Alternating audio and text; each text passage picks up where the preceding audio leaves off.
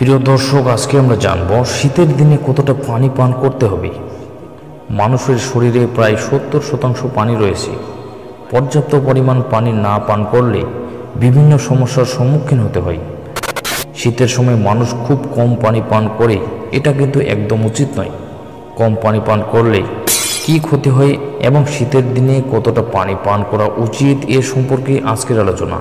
কম পানি পান করার ফলে যে সমস্ত ক্ষতি হয় তা হলো ত্বক শুষ্ক হয়ে যায়, ঠোঁট ফাটতে শুরু করে, স্মৃতিশক্তি ও মস্তিষ্ক রোগ হয়, মাথা ব্যথা হয়, কিডনি ও লিভার ক্ষতিগ্রস্ত হয়, কোষ্ঠকাঠিন্যের কারণ হয়, চেহারার সৌন্দর্য কমে যায়, রক্তচাপ বাড়ে, গ্যাসের সমস্যা হয়, শরীরে বিভিন্ন ব্যথা দেখা যায় ইত্যাদি অনেক সমস্যা শরীরের বাধা বাঁধতে শুরু করে। তাই পানি পান করাকে অবহেলা করা যাবে না। আর্সেনিক মুক্ত পানি পর্যাপ্ত পরিমাণে পান করতে হবে। খাওয়া দাওয়ার পর সঙ্গে সঙ্গে বেশি পানি খাওয়া যাবে না। খাওয়ার ৩ থেকে ৪০ মিনিট পর থেকে পানি পান করতে হবে, এতে স্বাস্থ্য ভালো থাকবে। শীতের দিন হলেও প্রাপ্তবয়স্ক মানুষের জন্য নিয়মিত 10 থেকে 12 গ্লাস পানি পান করা উচিত। বয়স অনুপাতে প্রয়োজনে এর চেয়ে বেশি বা এর চেয়ে কম পানি পান করতে পারেন।